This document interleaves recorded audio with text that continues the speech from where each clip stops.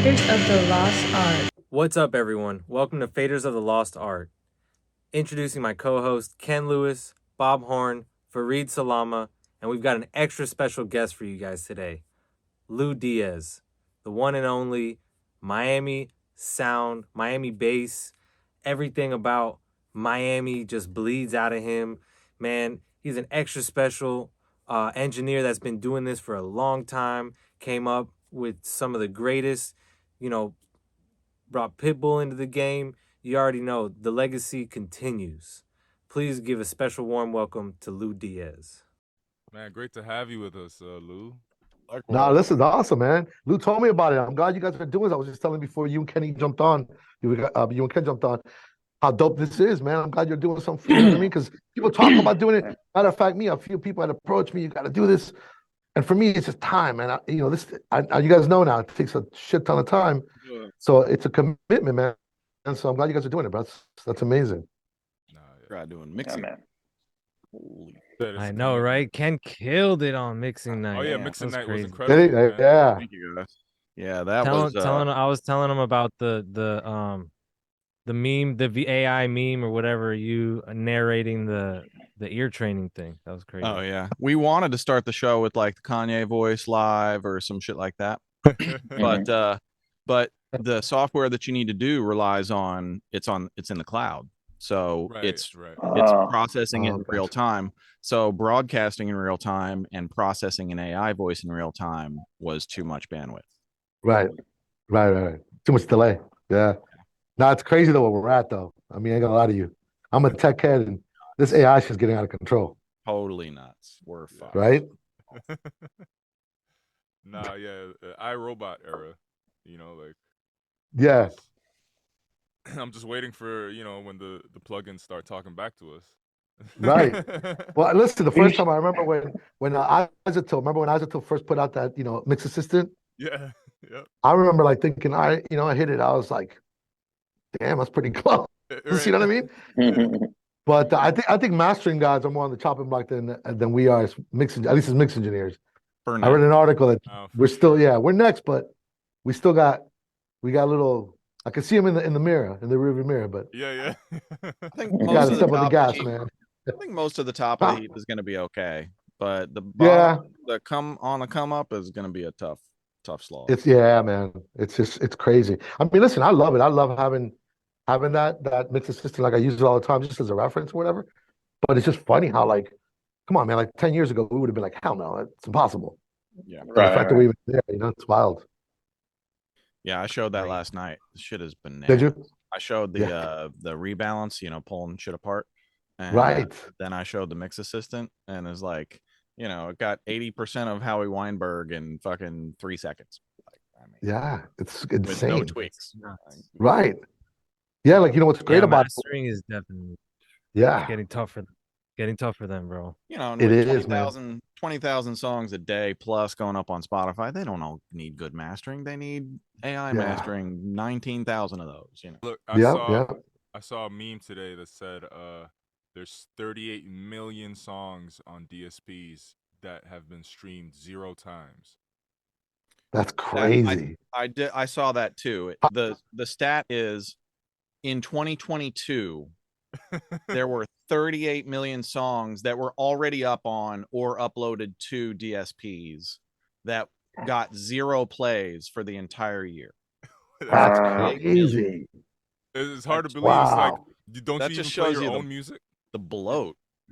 Right. Yeah, but that's technology though. And think about it, I'm up there in my years now. So when I started with Pitt, a lot of people ask me questions about, yo, what did you guys do? How did you promote all that stuff? And I'm like, bro, there was no Facebook, there was no YouTube, remember MySpace had just started. So for me, like my perspective, and I'm sure you guys saw it too, just go from that, we were there to now, we're talking about not that many years. And it's a complete other universe. Like everything's saturated. Everybody's a producer, everybody's an engineer, everybody's an artist. You're like, wow, it's incredible. Yeah. Different world. It is, bro. Lou, why don't you give us a little background, like where you come from, so general. Well, I mean, that's the whole 2 hours of this thing, man. No, I was born in Santiago, Chile, right? And my father had come up here. I want to say 4 years before we actually moved here, and he just fell in love with the States. And he was like an artisan. He did, he does like purse designs, worked in leather or whatever, and just kind of brought us here on like, I guess, I was a little kid, I didn't know. We thought it was a vacation, but he had actually applied to become, a resident or whatever. And so life for me just kind of went from 8 years old to Miami, from Chile to Miami, which is a huge, shift because I don't know the language or any of that. But as a kid, you're resilient. I figured everything out in about a year. And then I landed in Miami. Like in my life, I grew up in the 80s. So think about it. It was like hip hop was starting out. I was a drummer. Like I wanted to be a rock star. I was going to be a rock drummer. That was my calling, right?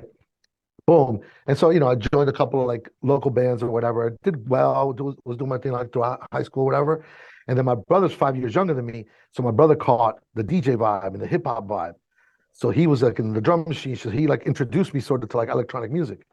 And I remember the first time I played around with a TR-505, a Roland TR-505. Nice. And that shit blew my mind. I was like, yo, this is crazy. So I was always like a tech kid. I would love, technology or whatever. So just spoke to that side of me, and being a drummer, I was like, whoa, this is amazing. So I started a record label, and I'm kind of skipping through a lot of shit, but I was in bands and whatnot, whatever. We did well.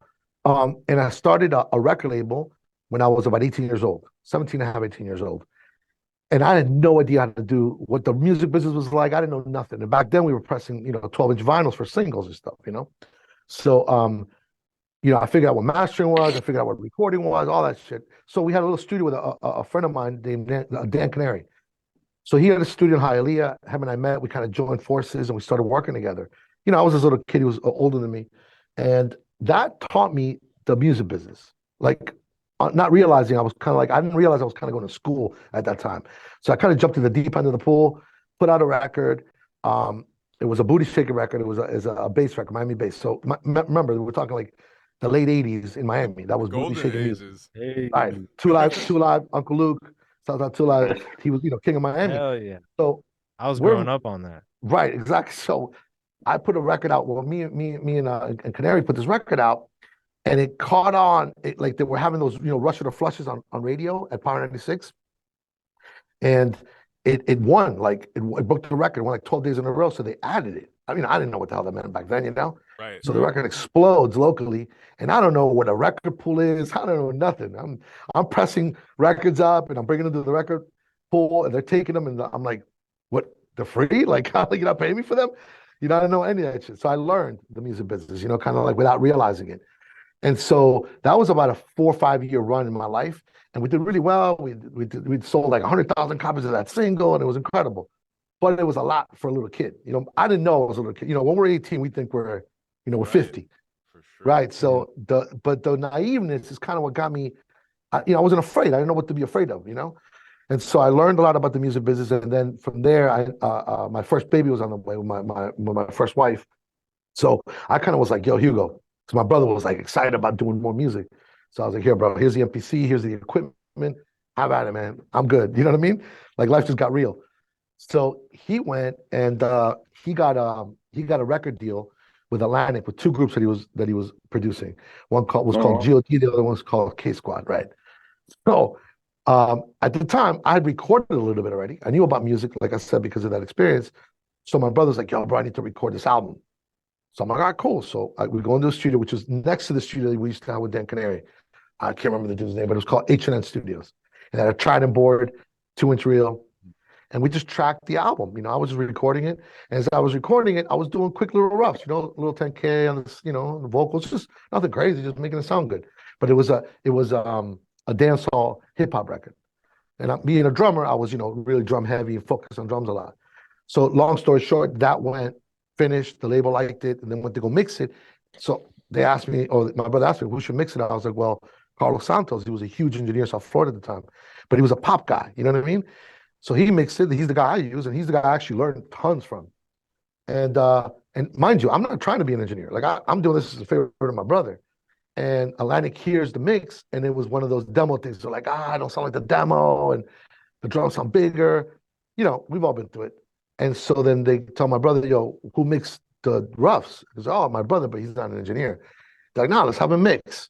So I'm like, I told them no. I was like, hell no, you crazy? And so my brother said, you got to do it. I was like, what do you mean I got to do it? You got out of your mind? Like, I don't even know how to turn this to Salamah, you know? So my first gig, official gig, was in New York at Soundtracks, mixing that album for Atlantic. And I walk in. I think the assistant knew more than I did. I was just like, all right, we got to figure this shit out, you know? And I mean, I knew a little bit, but not enough. I don't know the automation, none of that shit. Right. And I just, throughout that album, I figured it out. And that kind of, you know, made me think, you know what, maybe I could do this. And kind of started this thing. Nice. Amazing. Yeah, that's a crazy story. It is a crazy story. Sorry it took so long, but, you know, there's a lot there. That's good. Nah, man. I got my New York That's start. a great condensed version. I got my New York start at Soundtracks as well. That's where I Did you? I was staff for 2.5 years there before I went freelance. Damn, that's crazy. That was a dope studio. Where was Soundtrack? 21st and Broadway. Okay. And so they had two facilities, one right around the corner from the other. They had about 9 rooms when I left. Right. Yeah. I don't even remember. Like it was so long ago, and I was so young and freaked out. You know, think about it. I'm going to New York. I'm stressing the whole time, bro. Because I'm like, yo, my brother's got me in this. I'm gonna look crazy. You know what I mean? But I don't remember what building we were in or anything. I remember Heavy D and the Beatnuts were there. God, rest in peace, Heavy D. They were. Yeah. So I come out to get coffee. I'm like, oh shit, Heavy D. You know, I was so starstruck. But he was mad cool. And but then after that, I ended up working in New York a lot because the guy who got my brother the deal was Peter Thomas. I don't know if you guys know who Peter Thomas is. But Peter Thomas used to work with Def Jam, real close to Def Jam in Atlantic. And so then he started using me to track more stuff and record whatever. And I was like, shit, I can make money doing this? Hell yeah. So I started working at Quad, and I was in New York all the time for, I want to say, a good year of my life. I was in New York. That's really cool, man. I don't think I really hear too many stories of people like where the engineering career like kind of fell in their lap. You know, it's usually like someone seeking it or like, you know, like going to school for it. Yeah, for sure. Yeah, right. I now in retrospect, you know, once I got to the point where I was like had an assistant and all that, I was like, wow, bro. Like, and you know, listen, don't get me wrong, it wasn't peachy. I started there, but I had to, you know, revert back because I had no idea what the fuck I was doing. So I went to record, you know, I backtracked or whatnot, you know, once I found Circle Studios and started working there. But I started realizing, shit, how fortunate I was. Just the circumstance brought me there. And I was kind of like, all right. And to be honest with you, I think it was a lack of fear out of being so naive. I didn't know. So I was like, all right. You know what I mean? Yeah, exactly. You gotta be. Hey, Fareed, if you got like one notch up on your mic, that would be great. Thank you, brother. Yeah, yes, sir. Check. Hey, one more. Check. Yo. Yes, sir. Always a mix. Yeah, don't be shy, bro. Don't be shy with the volume. Yeah. Oh shit. So yeah, man. Nice. So super dope, man. Super dope. How did We you? got I'm sorry. How did you link up with Pitt? So with Pitt, so after I did, you know, with the Peter Thomas situation, he, you know, got me kind of started. He was really like my first real client, and because he had connects at Def Jam and connects at Atlantic, I was able to track and do whatever, you know, whatever projects he was working on. And then through him, he one day he says to me, we had done a mix for an artist named Knuckles from Canada. We were working at Quad, so I get home and I've been in New York for like the whole summer, right? I was staying in Union City. Just, you know, days in, grinding it out. And so I get home and he's like, yo, we got to do a recall because the rapper said something about Tyson and he's got to re-record it. Some shit. I was like, whatever. So he goes to me, go to 135th Street and Northwest First in Miami at my friend's house. We're going to do it there. And I'm thinking, you know, I'm from Miami. I'm thinking, what the fuck's over there? Like, what do you mean? Like, you know, at this point, I've been working the biggest studios in New York. Right. So I'm like, you know, I'm from Miami. There's a hit factory. That's it. Like, I don't know what else he's talking about. Studio Center, maybe. Right. So some house. And I that's the day that I walk in, and that was Circle House. Crazy. So when I walk in, yeah. So I walk in, they literally, I mean, I remember I smelled the leather in room C of the SSL because it was brand new. And I walk in there and I'm like, what the fuck is this, man? I was like, yo. And I walked in the room and, you know, kind of got to meet the guys. And, you know, back then it wasn't like they were open to the public. It was really just in a circle. A lot of the Marley guys were there. It was a very reggae community and just kind of private studio vibes, you know? Right, right. I come walking in, and I guess Peter was friends with them. So I come walking in, and I'm like, yo, this room sounds incredible because they had the original, the Boxer T5s in B. I'm sorry. And I heard those, and I was like, what this is crazy. It was just sounding amazing. And so there, I kind of started working with them. I never worked for them directly, Right. but I kind of, you know, cut my teeth there. They really gave me a platform, and they gave me that whole atmosphere, and I grew with the studio, you know. So years later, we're going back to 2000 is when I met Pitt, and not there over at Luke's studio. I got too much shit. I got too long of a story, bro. Nah, I love it. I love it. That's inspiring, man. No, I appreciate it. Yeah, for sure. Should we go through what's everybody working on lately? Yeah, man. Let's go for it.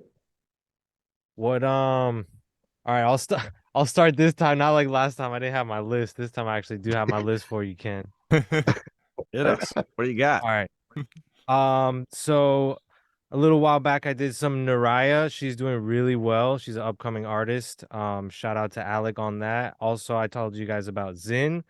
In the country vibes. We got some more coming up the pipe, Holy Man. Also Chandler put out like 2 or 3 records since we last spoke, and he's been doing really well. Poppy, the Heartbreak Kid, shout out Randall. He threw me that record for mastering, so I'm doing a little bit more mastering. We were talking about that lately. Mastering is getting tougher these days, so you gotta find out how to figure it out, you know, make your client happy at the end of the day. So and then I remember the other that from the other day, her name is Baby Rouge with the song High on Love. Hey, so that's a little bit of what I got going on. I can Nice. keep Working, going, bro. but You busy. yeah. you guys go. It's been working. Yeah, that's how it works. Last time I was like, oh yeah, I and then you know how it is when we got Me all too. these projects, you get them mixed up and you're like, oh shit, I forgot I'm which you know. I'm the worst, bro. People ask me like, "What's the records?" I'm like, "Wow." Every time people ask me, I go blank, and I finish these things, and I'm like, "Oh yeah, I should have mentioned that." Or I should have. I'm like, whatever. Exactly, bro. So it's been, bro. It's like 3 shows in the making. I'm like, I gotta remember my freaking list, and that's only a couple notable ones, but yeah, man, what are you guys working on? Ken, you're always killing it. Well, I engineered on the current Taylor Swift single Lavender Haze. She's on tour. Nice, bro. Congrats. Awesome. Thank you. If anybody's seen the TikToks from her tour, Jesus, fucking amazing. Yeah, I saw her like dive like under the stage and like what? She's really putting on like an entire. It's not a concert. It's more like a. I don't know. Experience. It's really, Experience. That's total dope, though, experience. man. It's really amazing. I love when artists do that. I hate when artists get lazy. You know, after all that work on tour, you know. I'm sure it's the most expensive ticket this year, but she's making it worth it. So. Oh yeah, that's awesome, bro. Wow. But, yeah, I also did I talk about the Mike Miller thing last time? A little bit. A little bit. Yeah. So I've been using the Mike Miller method, mixing Atmos now on a few new mixes, and my God, that works. What's the method? What you gotta spill the beans. It's Atmos is where it's at, man. Yeah, I'm not sure I could explain it here, but I can probably break it down to you over the phone in an hour. Got you. Yeah, no worries. But yeah, it's the shit works, and my Atmos is getting better, so I'm super happy about that. Cool, bro. Fire. Mike Miller over at Sweetwater, right? Yeah, he had that masterclass over there, but he's like one of the kings of Atmos. I mean, he mixed most of the Harry Styles, most of the SZA. That's crazy. Crazy. Yeah, I followed him ASAP when he said that. Yeah, I love it, man. I think that shit blew my mind when I first heard it. I was like, wow, it's cool. It's like a whole new, you know, realm. It's exciting. Yeah. It's like stereo. Are you doing Atmos, Lou, or are you gonna get into it? I did one. I'm actually starting. I did the last. I want to say, you know, with Kodak Black, there's not like singles. It's just kind of like this has got a little traction. We're throwing it out. You know what I mean? That's kind of the mentality with them. So the last single, I did the Atmos mix for them. And then this new album they're working on now, I'm going to do all the Atmos mixing because the guy who's doing all the mixes for them used to be my assistant engineer, Derek.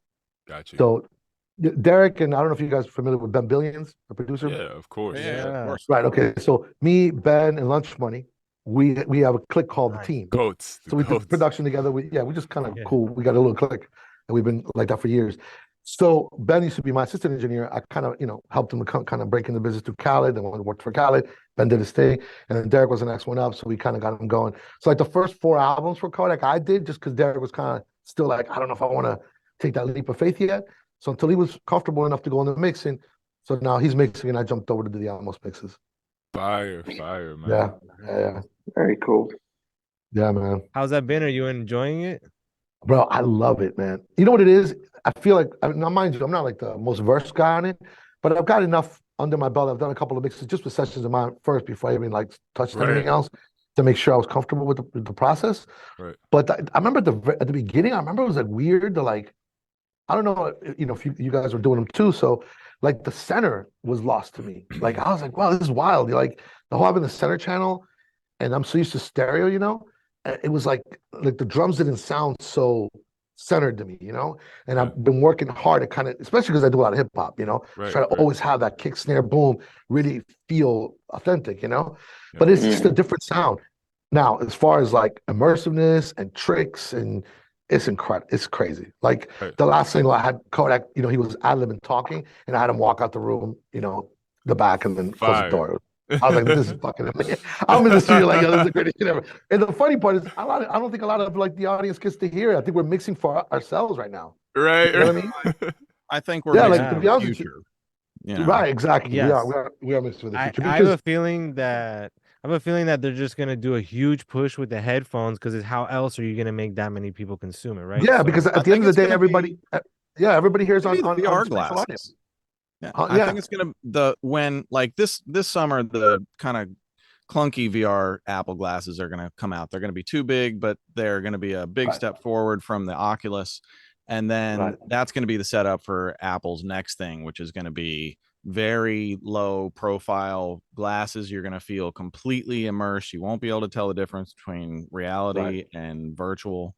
And all of these things are gonna be ringed with Atmos and spatial audio. Oh yeah, for sure. So people are just going to get more and more and more used to these products. They're getting into cars. So more and more people are going to experience it in speakers. Concerts are now being held in Atmos. So I think the more, it's a headphones format for now, but it is. Yeah. It's almost like, remember when surround sound first started? We always used to sum down to stereo to check the mix or whatnot. Now it's just spatial audio. Like to be honest with you, after I'm done kind of placing everything and doing all, I spend the majority of the end of the mix just on earbuds or AirPod Pros or a nice set of headphones in binaural. It just because I know that's the end product for a client. I mean for the audience. So it's funny. It's ironic that we have all these big freaking rooms and we're really mixing for those headphones at the moment. NAMM is coming up next week. I'm really curious to see if there's any like future forward products that are coming out specifically for Atmos. Oh, I'm sure, man. I hate that I'm missing him, man. That SSL System T looked pretty awesome, man. What is that? Their new board for so I guess they have a line of like broadcast boards. Oh, okay. But this new one is tailored to Atmos. It has like a 9.1. I'm not sure how many channels, but it's 916, and it'll do any immersive format. 916, Yeah, it kind of looks similar to maybe a Duality, a little bit bigger than Duality, but specifically tailored for mixing immersive. That's cool. Like, trying to solve the new phrase of analog is dead now that I have to mix in Atmos.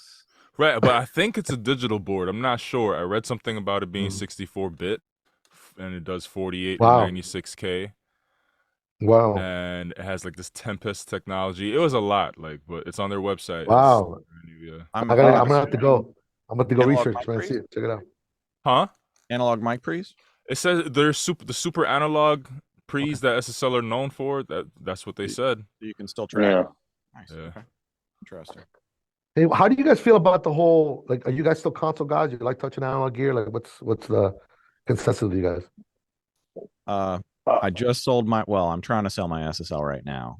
Breaking my word, doing it. But I know. Atmos is, I'm trying to specialize more in Atmos, and Atmos is Yeah. really tougher on an analog console. So It is. I'll let the stereo guys have the great console, and I'll take the Atmos. But I've switched to Yeah, SSL me too. controllers and love it. But you're still Yeah, on, for on me- outboard, right, Ken? You Yeah, still got some and I outboard? still use outboard during the mixes. I can tie it in, then commit it before I print. Right. Right. Hybrid mixing. Yeah, that's cool. Yeah, but you're right. that's what I do too. Yeah. I mean, I honestly, man, like I had a ton. I was a gear guy at the beginning, but I jumped out of the whole analog shit like way too early. Like I was too excited. I remember the first time it was like Pro Tools 5.7. It was like a mobile rig at Circle House. And I don't know, man. I was like, yo, this is the future, man. Because to me it was like after doing recalls and having, Right. nothing come back the way it's supposed to come back, Pro Tools to me was what? But obviously it wasn't there sonically. But yeah, man, I remember I sold everything and I got down to the only piece I held on to was a DBX 120, those sub harmonizers. And I would walk around with that. And I was like, it was my little toy. Yeah. The old And then- 120X. Crazy. Yeah, 120X, exactly. And then Yeah, I was and at then, sorry, go ahead. no, go ahead. I was gonna just mention Dexter Simmons, who's a phenomenal engineer. We were at Pacifique, and there's 2 rooms at Pacifique that are mostly identical. I love that It's a studio. great place. Fuck. And he always had, I think it was the West Room, and he was famous for having these like 5 floor, just like 5 feet tall racks and the coolest gear and It's rare crazy. stuff, cool stuff. And I come in one day, and the assistant's like, Dexter's selling all his gear, doing all his mixes in the box, and they're like, "Do you want to hear it?" And we go into the studio, and he's gone for the day, and they're like, okay, I'm gonna play. The assistant's like, I'm gonna play an in the box mix of his, and on the same album, an SSL mix, and you tell me which one is which. And I would guess like wrong every time. Like you really couldn't tell. It was like Now you couldn't. Yeah, it's like That's what happened. Gear's great. But, You know what's crazy about you? You mentioned that studio. That's in North Hollywood, right? Pacifique. yeah, Because they saw somebody. Yeah. I did a project that. Damn, I can't remember the artist's name. Fuck, this is embarrassing. Anyway, I did a project there. You know Pooh Bear the writer? yeah, of course. Happy Okay. birthday. So, happy birthday. There you go. So Pooh, I've known Pooh since the 13th. Right? I've known Pooh for a long time. And Pooh calls me one day. He's like, yo, I want you to do this project. It's an independent artist. He wrote the whole album and whatnot. I want you to come out to LA. I said, all right, cool. No problem. I'll come out. And I was in Miami still. And I was like, yo, bro, let me just mix it in the box. Like, save yourself the money, Nah, they had to do it. I was like, all right, fine. So going out there, put me up at the W in Hollywood, whatever. Brought the wifey with me. They spent all kinds of money. Did the whole album, came out phenomenal because the K series, that freaking studio blew my mind. Just the amount of gear they had. I was like, yo. And the monitors with the tab tweeters, the whole thing. Loved it, right? Mixes came out amazing. So then I leave, and then Pooh's like, yo, I'm going to put a little single out myself. Can you mix it for me? And I was like, bro, I was just there. Why? You want me to come back? He goes, nah, if I could just do mine in the box. So no problem. So I do it, boom, boom, boom. I send it back to him. And then he calls me, and I could hear him like, bro, did you touch any gear? I go, no. And he goes, oh. I said, I try to tell you, bro. It's like the same shit. We're just there now. You know what I'm saying? It was a different approach at first, but now, I don't know. To me, it's like, the convenience used to be the reason, and now sonically it's there. I mean, if you know what you're doing, obviously it's great to have, outboard gear to pop things in, reamp guitars, just, LA2A compressor, all that shit. I love it. But it's just not to the point where I need it. You know what I mean? Like I have to have it. I mean, listen, it's the stuff I work on. There's shit, of course, you need to, you know what I mean? And it's taste. But we're there, so it takes people a while to sort of accept the fact that we moved on, man. The whole shit, and now with Atmos, I get it. The biggest importance of my analog gear now is recording vocals. Right. For sure. That analog chain has got to be super money. I don't think that's Absolutely. placed yet. Like hats off to UAD, but it's not there yet. I don't think. No, yeah, for sure. No, listen, if you're recording, that's and listen, that's to me is as important, if not more important, in the mixing process, because that's wrong. It's you're scratching your head trying to make this shit sound good. Can't polish shit. Yeah, for sure. I'm a one-trick pony, bro. Like I'm the worst recording engineer you could ever hire. Like I'm telling you right now. Like don't call me. Not because I don't like the track. I just can't. I'm terrible. So all I can't even record. It's my little room here. It's not even set up with a mic. All I do is I get files and mix and send them out. So dope. But from my perspective, definitely, yeah, Pro Tools is in the box sit for me. Luke, I'll never forget, man. One time I assisted you, and I didn't like that was the first time I gained the respect for Mac DSP plugins, because I really before then I didn't really take them too serious. I was wondering, do you still use them, or yeah, here now, because no, I still do the multi-band still gets here and there, but now there's such a saturation of so many plugins, right? And everybody's updating is like we're just talking about Isotope. Like I remember I was kind of skeptical about Isotope when it was 5, right? And now it's like I'm married to 10. I love it. Everything about it I love. So I use a lot of that. And a lot of people say, "Oh, what's the latest plugins?" And I'm like, bro, honestly, there's times that maybe a 6-month period go by, and thank God, knock on wood, I'm working and I'm busy enough where I don't have the time to just kind of experiment with shit. But when I do, I spend sort of a day where I open an old session of mine and I'll just listen to new Plugin Alliance and just shit that I've never listened to before. Yeah, I love Plugin Alliance. Try just to get a different color. You know what I mean? For sure. But yeah, I mean now, like it was kind of like the DAWs. Remember when Pro Tools was king and Cakewalk was like a joke? Right. Everything's good, right? Like everything, so that was caught up. With plugins, the same thing. Now everything's sort of caught up, and there's just a lot of colors. It's whatever you like to use. I think one of the go ahead, Ken. One of the things I used to do, I should do this again. In the earlier days of plugins, was every once in a while I would just do a mix, and I would only use plugins that I never used in my list. That's cool. Inevitably, because it's your ears and your skills that are taking you to the results. So I figured, okay, let me use a bunch of stuff I didn't know. And inevitably, every mix, I would come up with 1 or 2 new techniques from 1 or 2 new plugins that I'm just like, damn, that was cool. Yeah. Okay. And you would have never known that if you didn't do that. Yeah. No. And that's how I think I built a lot of my new techniques as a mixer, because I didn't really have many people to learn from. So I just had to kind of figure it out on my own. And I was just like, well, what does this do? How does this do it? Yeah. Yeah. Now, what I used to do too back in the day, we used to challenge is try to mix a song with just stock, Avid, plugins back then. EQ7, just the regular shit. Right. And you surprised, man. I remember listening to a couple of things like, bro, that's pretty fucking close. You know what I mean? Like, it's absolutely the operator, man. It is. No, Avid's plugins are killing it now too. Like Avid's plugins, like they're killing it now. Oh yeah. Just there's the stock plugins. This splitter plugin, the Avid, the Avid Pro compressor, Pro limiter, all that. There's I think it's just called the Pro multiband splitter, and it basically divides your audio into 3 or 4 bands and gives you those on auxes. So then you open up auxes and you select the input to those 3 or 4 bands.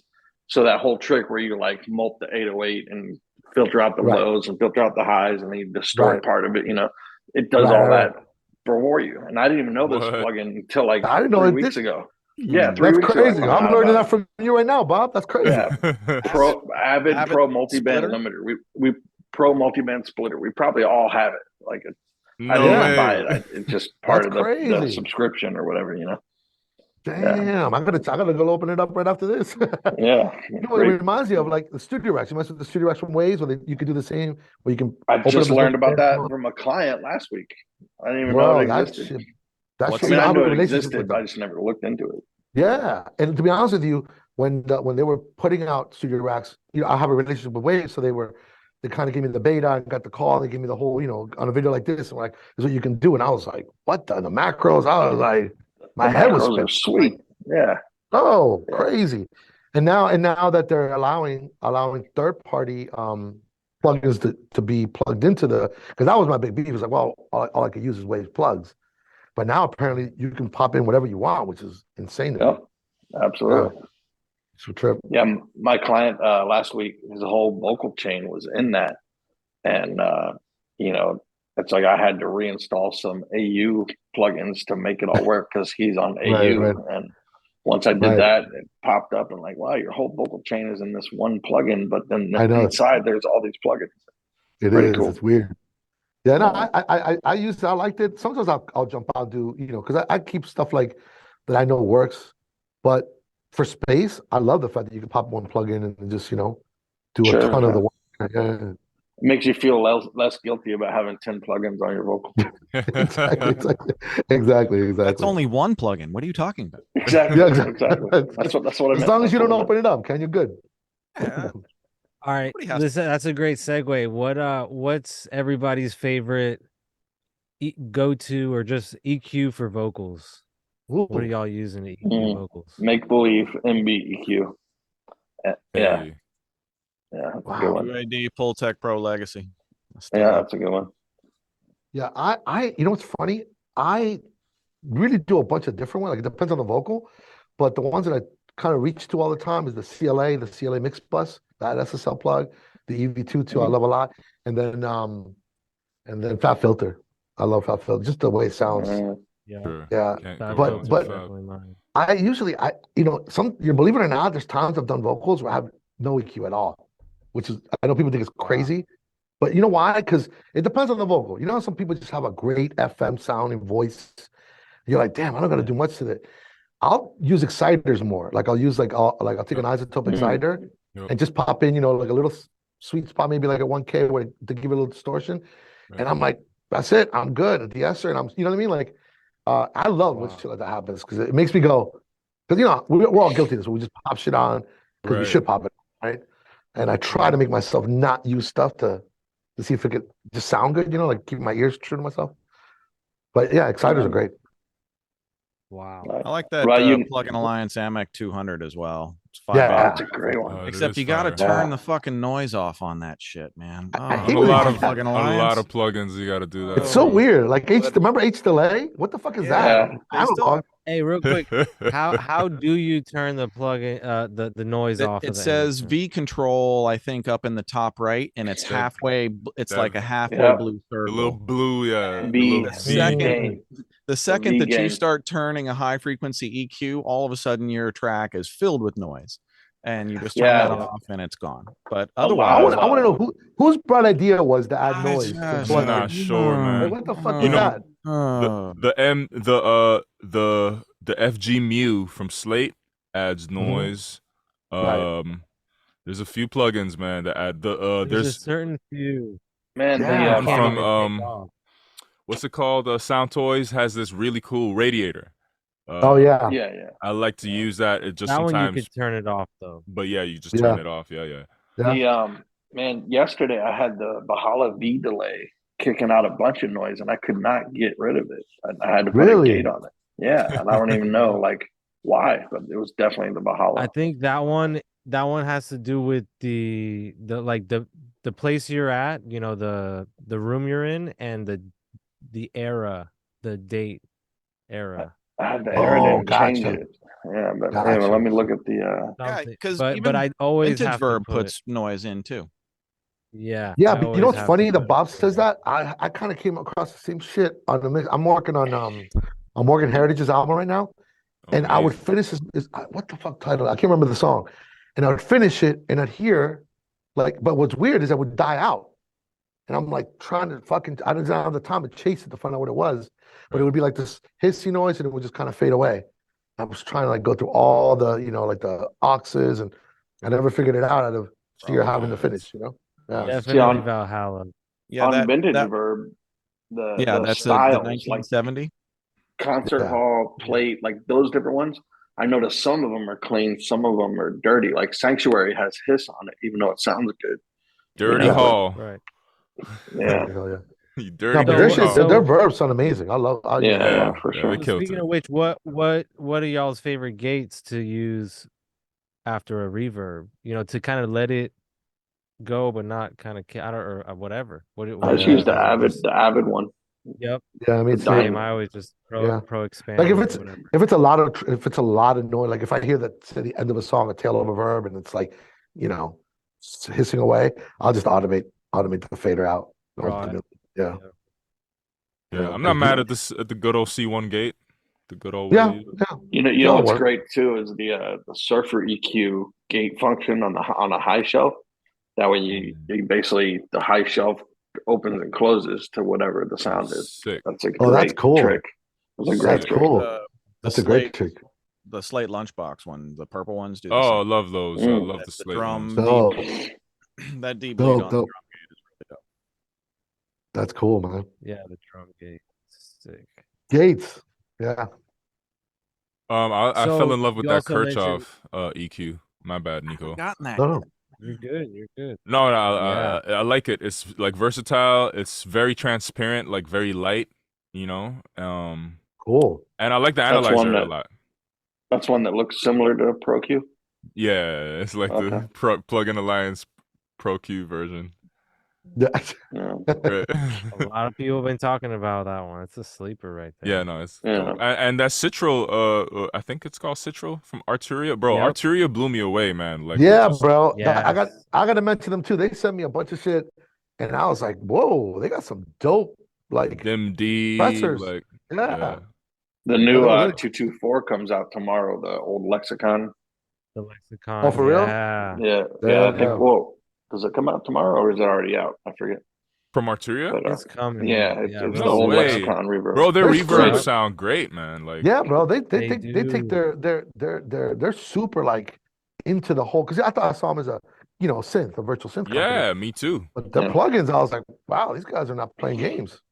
So that Mellow-Fi, who uses that Mellow-Fi?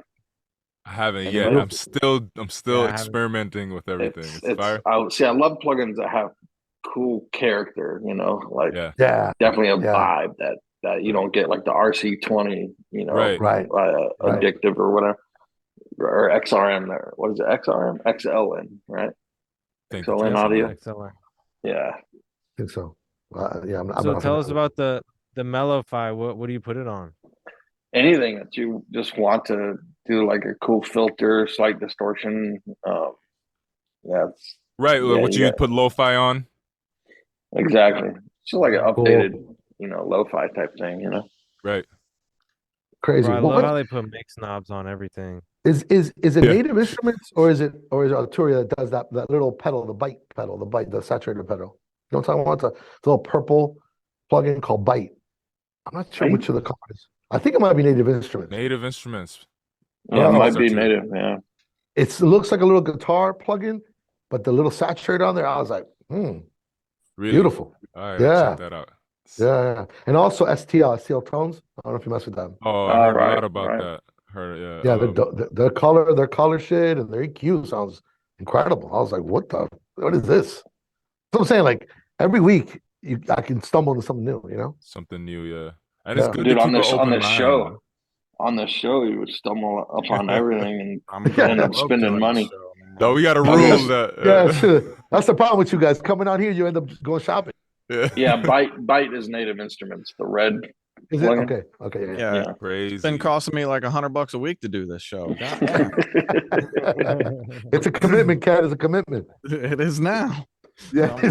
Yo, you know what's also cool? Shout out to Baines. He just told me the sub generator from SSL, the new sub generator. Have you messed with that yet, Ken? No. I haven't, but I haven't those messed with it fucking either SSL yet, yeah. plugins are crazy good. So Wow. They just dropped the Sub-generator. sub Hold on. I feel like I need to get a notepad, man. Like, So where's my Ken, phone? Ken has a cool setup with the SSL controllers. And I wanted to ask you, like, how many SSL like channel strip plugins do you use? Do you like put them on the whole session, or yeah, you put do? 'em on. So you start your mix with one on every channel, and you've got it basically Okay. set up to route the way. Like I set up filters, compressor into EQ. Okay. And then you put one per channel, and then you hit the SSL 360 button on your controller. I just lost you guys, but it's here. And then it overlays a full digital SSL console on your screen instead of Pro Tools. So if you don't want to look at Pro Tools, you can just work on your SSL console, and That's cool. really, you can just work with the controllers without really ever looking at the screen almost at all. You have your controls, like your transport controls and your faders and pans and mutes and everything, and you can just get around most things. So it really So you only, Cool. you only have to go back to Pro Tools if you want to edit or use a third party plugin or another plugin.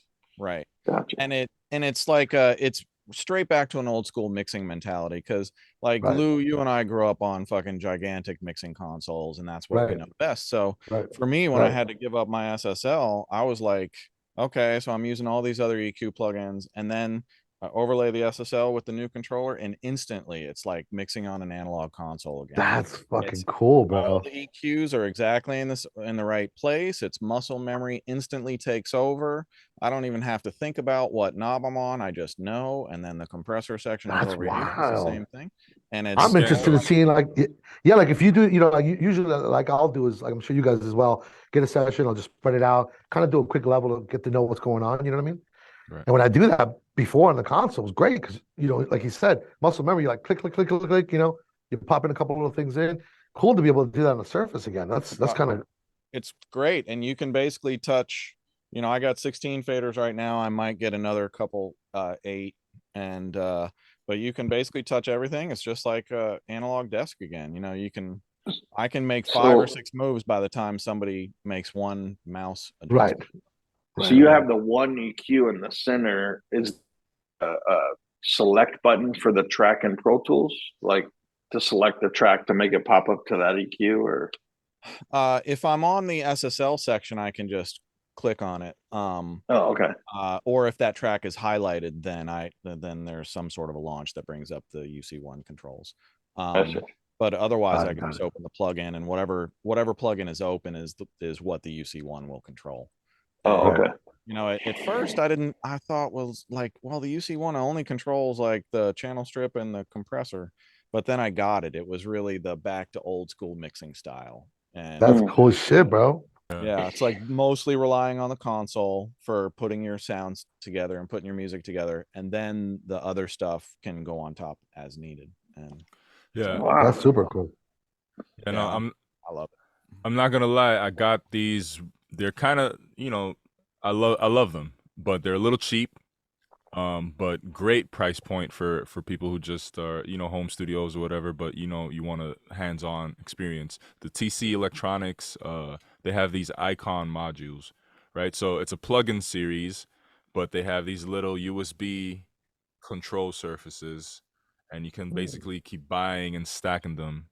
So I got the EQ, which is a Midas EQ, I guess, and they have the brick wall limiter. I got the brick wall limiter, and it's just cool to be able to, with the EQ, you can just sweep, you can, boost stuff, listen, close your eyes. You know what I mean? Yeah. It's a different tactile experience and a different result. Being able to close your eyes and work, or not look at the screen with the mouse and have a whole big chunk of your brain focused on what's happening on screen and what your hands are doing, and it all distracts you from the music coming out of those two speakers. And the more you can focus on the music coming out of those two speakers and how you need to react to it, the better your work is usually going to be. Right. Yeah. It's interesting. Like I have the little Rock Solid Audio SSL controller, and when you take your eyes off the screen and you just start turning the knobs, and then you look up at what you did on the plugin, it's a lot of times surprising when you only use your ears, Right. It is. It's funny. I don't think I've ever done that. When I first got off the console completely, because I had a hard, as much as I was an early adopter of Pro Tools and the whole in the box thing, I loved the 9000J, and I just loved the G. That's what I grew up on and learned.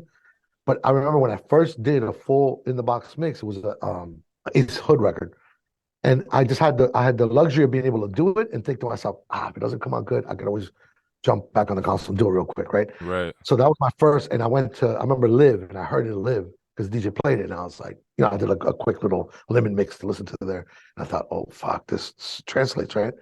But I do remember after that making the conscious decision, okay, I'm going to go in the box.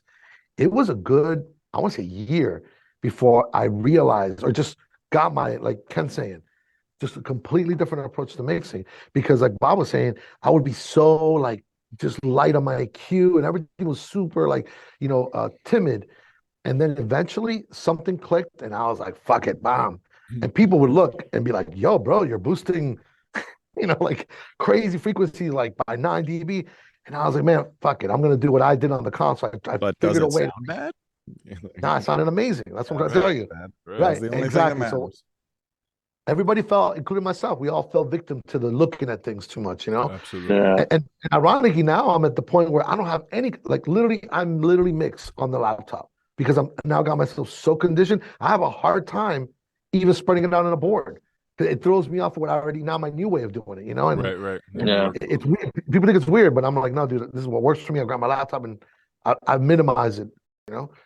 Yeah, I feel like we overcomplicate things a lot sometimes. Like I was even thinking about, like, the boards, like most of the records we grew up on and listened to that was mixed on large console boards, and like these boards don't have multi-band compressors, and like Nothing, it's just very simple. Like some of them don't have dynamics, but like honestly, it's not.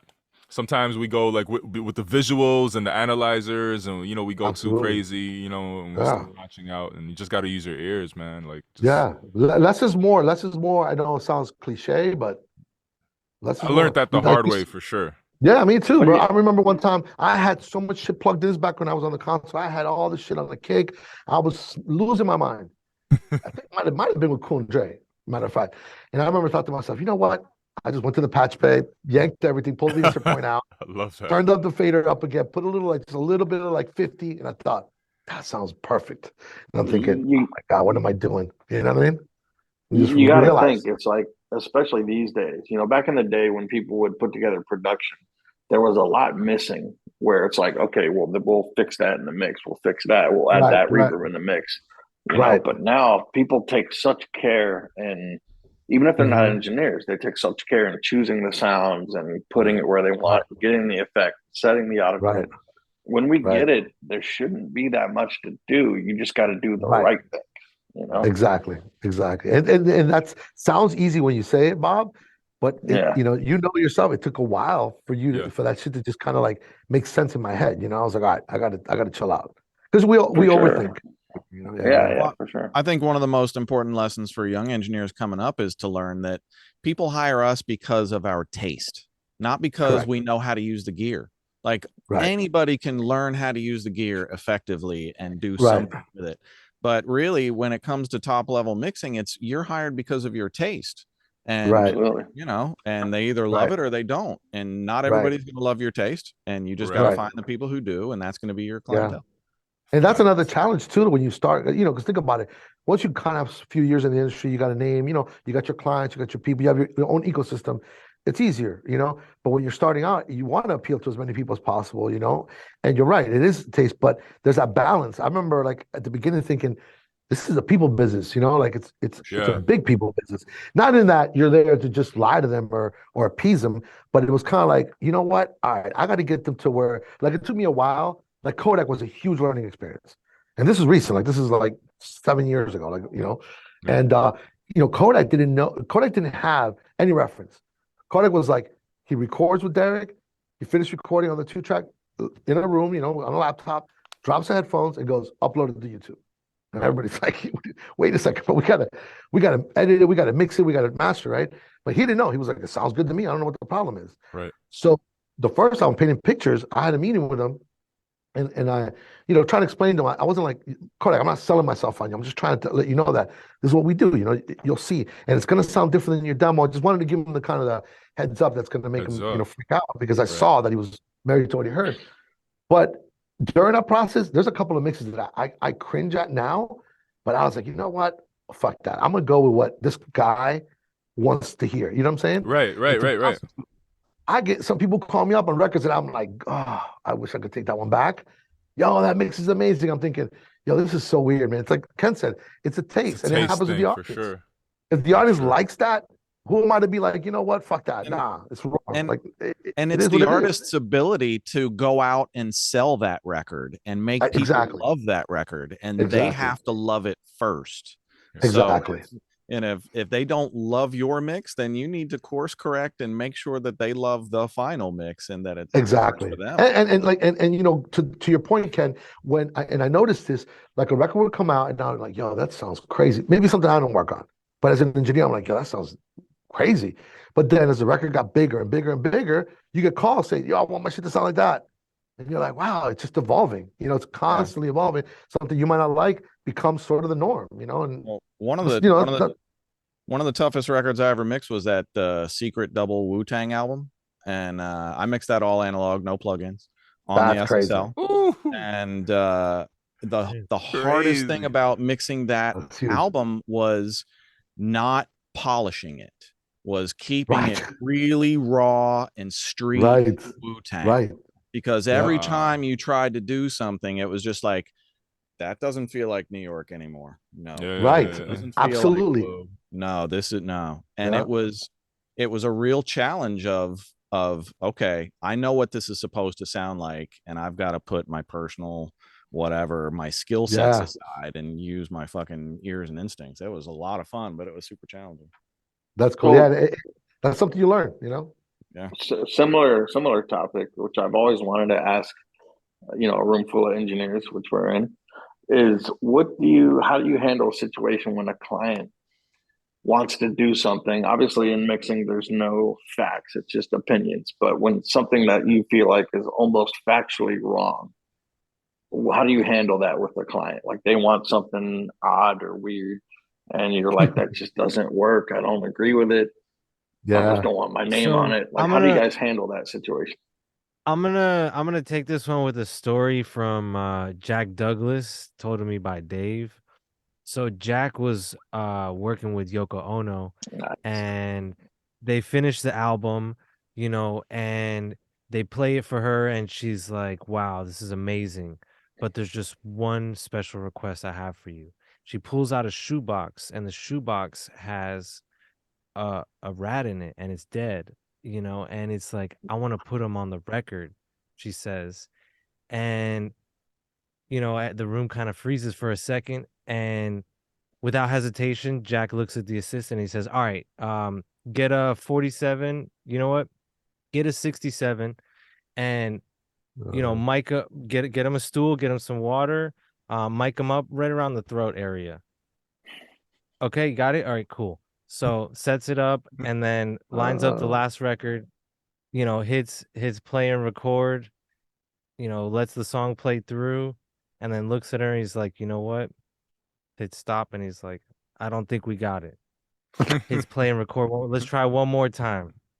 What Hits the? play and record again, and plays the song. They listen, lets him do his part, and then hits stop. And he looks at her and he says, I think we got it. And she looks at him and goes, yeah, Jack, I think we got it.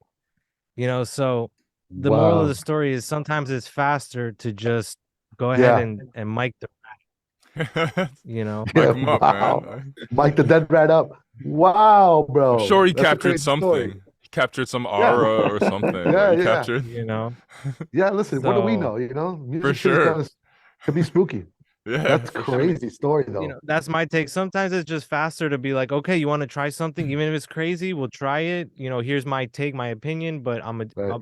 I already sent it. It's in your inbox already. I already did it. Done. Right. Right. It's faster to just go ahead and do I mean, it, we're also you in know? an industry where a lot of artists are really eccentric in crazy ways, and Oh my they God, want what they yeah. want, and Right.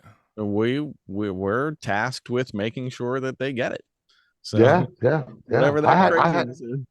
I worked, I think it was 6 months or 6 weeks. I think it was 6 months. I worked with Lauryn Hill. God, I don't know what year God it was bless now. her. Yeah, she's amazing. And at the time at Circles, I got to track all like the big like girls, like so Toni Braxton, Beyonce, Mary J. Blige, all of them. It was amazing. It was a great experience. But man, Lauren was head and shoulders, like just on vocally ability, soul. It was just crazy, to watch. But she was one of those really eccentric where it was like 6 months of absolute. I don't know if you heard about it, Free, because the story started floating around town. I was like the first guy to jump on, and I kind of created a monster because I'm the one who put her on to Pro Tools. When I first came into the session, she had two Studer, what do you call it, tape machines sync together with 16 head stacks. So it was only 20, 32.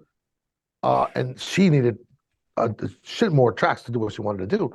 So I was like, Lauren, let's do Pro Tools. And we had like a meeting or whatever. And she was like, all right, fine, let's give it a shot. And she wanted to play every instrument herself. So she wanted to record her voice, and she wanted her voice to be the lead guitar on the song. So I'm like, oh, fuck, the auto-tune, it just started out. So I was like, fuck it, got a SansAmp plug-in, distorted the hell out of her, but I auto-tuned her with the auto-tune effect, and the shit worked. It sounded like a guitar. And not that I thought it was gonna sound like And Right. it blew her freaking mind. Now, it was an amazing experience because she could sing perfect pitch. So Right. the solo was perfect. But it opened her mind to do so much crazy shit that it got to a point where we were with a chop block and a couple of knives in Circle House's kitchen recording like utensils and shit. I was like, not as crazy as a Dead Rat story, but we came close to appeasing everything she wanted. But shouts out to Colin, my assistant at the time. He made that SSL. I didn't know we had that many freaking inputs. Right. That man kept up. Yeah, it was incredible. You have to, Wow. man. Yeah, shout out to all the assistants, man. Yeah, shout out to the good assistants out shout there. out, bro. They saved my life so many times. And like to what Ken says, we're there to appease the artist. I know sometimes we feel like we're going way beyond but you know what, man? To be honest with you, that experience with Lauren, man, I learned a bunch of shit about analog gear. I would have never learned had I not been pushed to the limit by her, you know? Right. Well, I've come to realize when you hear your shit on the radio, all the work that took you to get there evaporates, and you just don't care about the slog. It does. You just are smiling because your shit is on the radio. So yeah, no, you're right. There's you're no right. better You're right. feeling than that. Yeah, success is the best healer. Yeah, and there's been times where I know personally I'm like I lost gigs, and I thought back to myself like, man, I wonder if I could have done something else that would have locked this in for me. And, that kind of refocuses you and makes you work harder on the next ones and keeps you motivated. So, but that's what a career is, man. You just, my career is never been a straight arrow this way. You zoom in, it's just a bunch of L's and wins. It's got to be able to take the losses and, like Ken said, learn from them, and adapt. Without the losses, you don't really learn anything. Yeah, absolutely. Pitt says mistakes are must takes. You Hey, I love that. That's a shirt right there, man. Man, what are some of your favorite times that you could recall working with Pitt? Man, Pitt, Pitt's special because that was my artist. You know what I mean? So like when I met Pitt, I was doing an album for Two Live Crew. Well, actually, it was Uncle Luke. So Uncle Luke had a studio on the beach. You're familiar with Fareed. I'm sure you do. Yeah. Right. So I was at Circle. I was working 24 hours a day. I wouldn't leave that building, right? And he's like, no, I want you to do some of my spots. So I go over there and, whatever. I had done a couple of records from before. So I think it was called Something Nasty, this album. But anyway, I go to mix it. I'm mixing the record. And I'm familiar with everybody who was on Luke's, label at the time.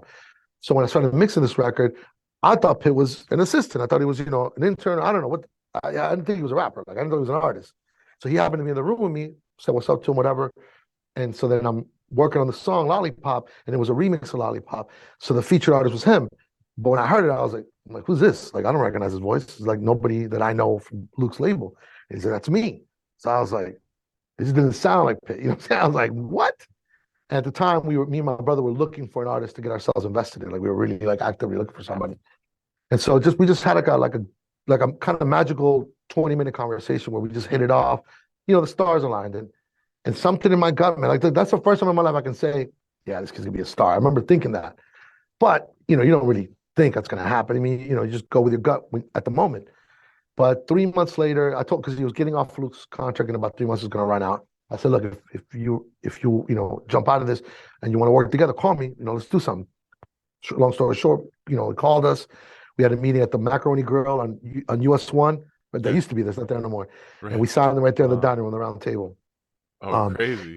And then we rented a house in Davie in Shenandoah, and we moved into the studio was the master bedroom, the closet was the booth, and it was kind of the MTV house. That's what we called it. We all kind of lived there, moved in and out, and that's really where we created the Miami album. And those times, you can ask Pitt too. Probably the best times of our lives, because in retrospect, at the time, a bunch of drama was happening, and the typical drama that comes with trying to build something big. Right. But looking back on it, yeah, it was just so dope to be able to do something like that, and it was the turning point in Miami.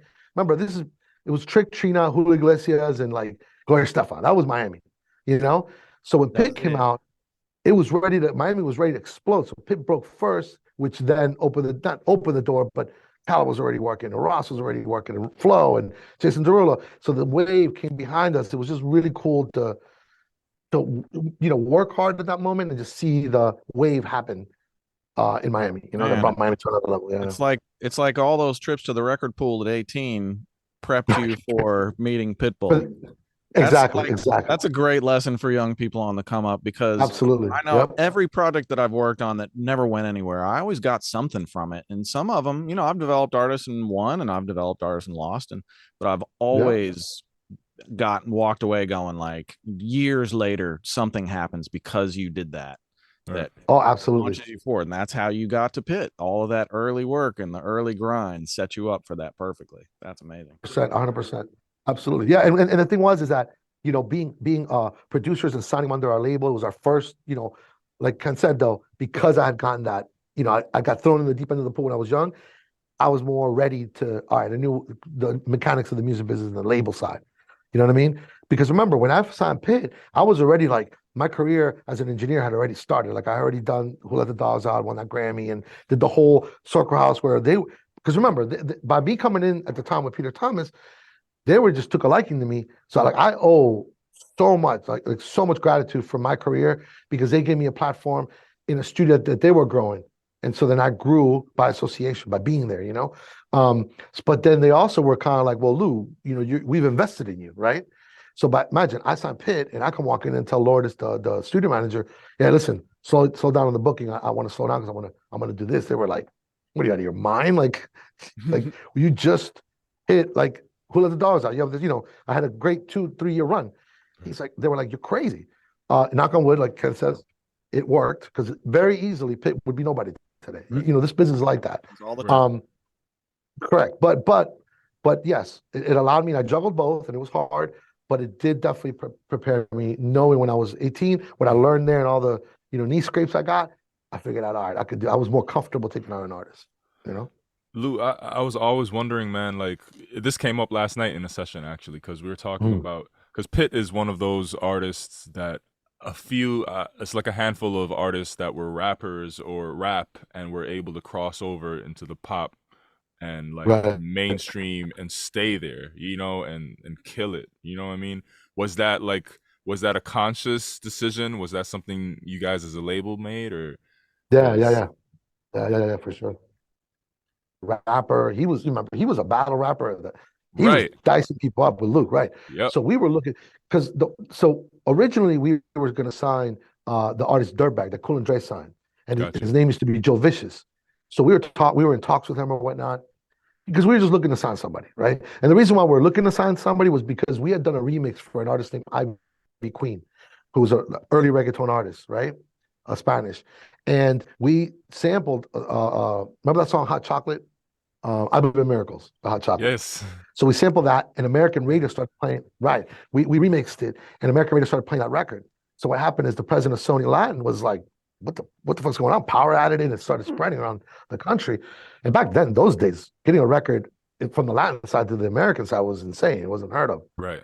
So they put the song out, whatnot, and then Wyclef was featured on there. And so when they went and reshot the video for the remix we did. The guy from Sony was like, yo, you guys got to go. You got to meet, you got to show up. I'm like, all right, cool. So we went over there, and we got to meet Clef and his bass player, Jerry. So we're just talking, and my brother goes to him, hey, listen, man, give us some advice. Like, we're here, like, what next?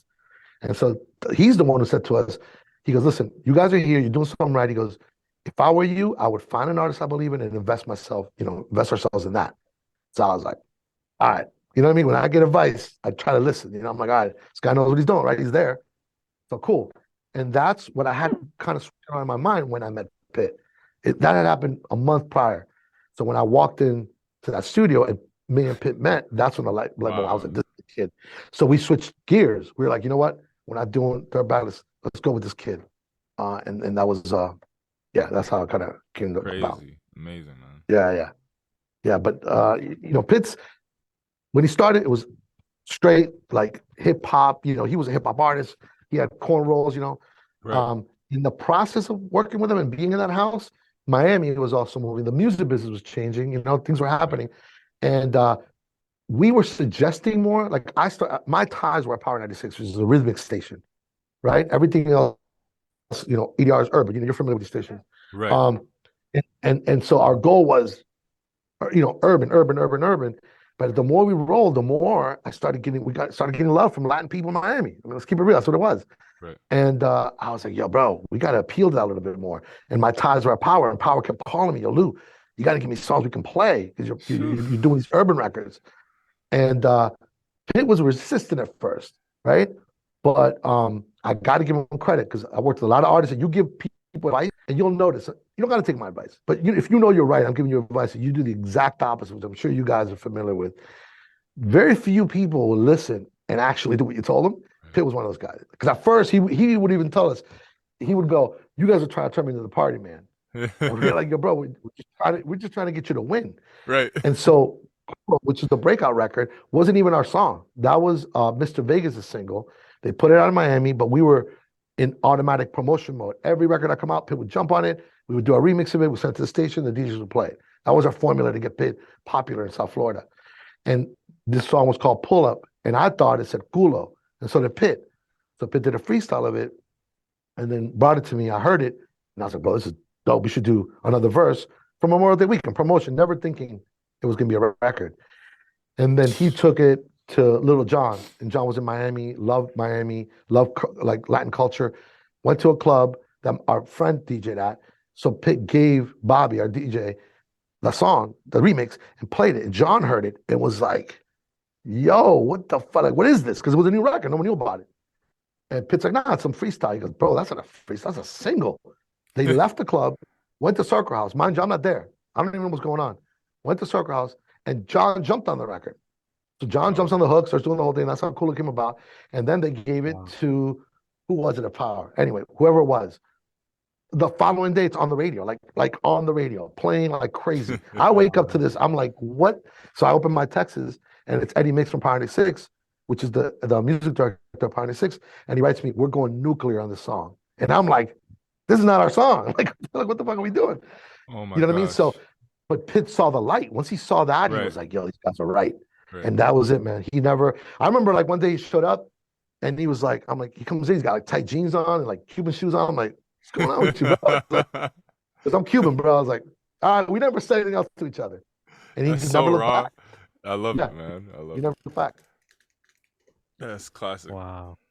That's an amazing. Yeah, sorry my answers are so long, bro, but you know. Nah, yeah. Bro, that's epic, bro. That's epic. Sheesh. Yeah.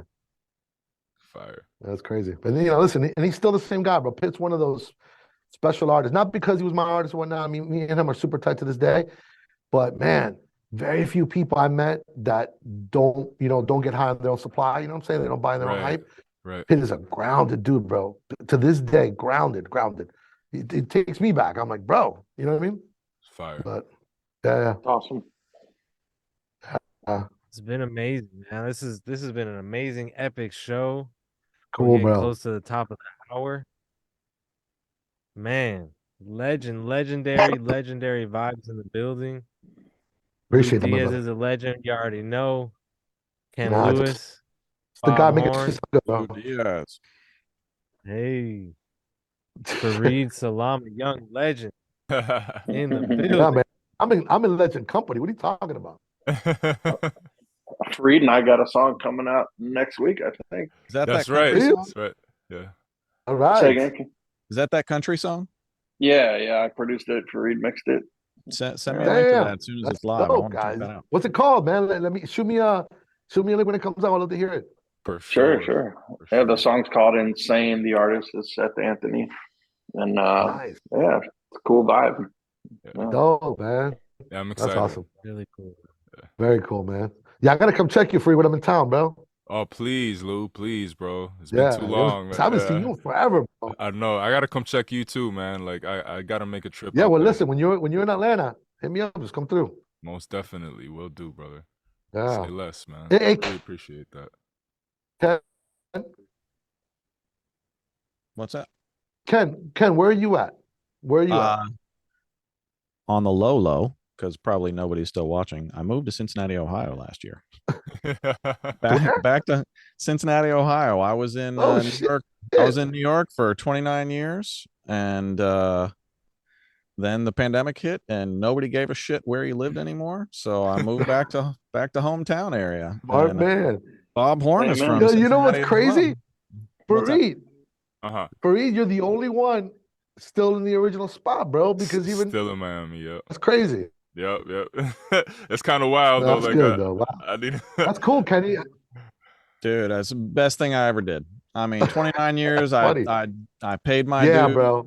but everything's gotten so expensive in the New York, New Jersey area. It's like, what the who can Right, for who sure. can ever think about retiring here? It's crazy. I was just shit. I was just down. I was down in Miami this last week, just looking to see because I want to have a like a little townhouse, something to have because I'm always there, bro. Miami's like crazier than New York. Yeah, it's insane. Miami. I was talking about the same shit. Miami's It's bad crazy. right now. Yeah, LA man. too. Yeah, it's expensive. Yeah, LA's always been wild, like that. Right. At least with LA, I was used to it. Right. And I left, when I sold my house, I left like right at the perfect, bro. I left 5 years ago. I dipped out, got money out of my house, bought my house here, and freaking everything went crazy. So thank God. Perfect timing, right? Yeah. Crazy. Yeah, man. Very Yeah. nice. Wow.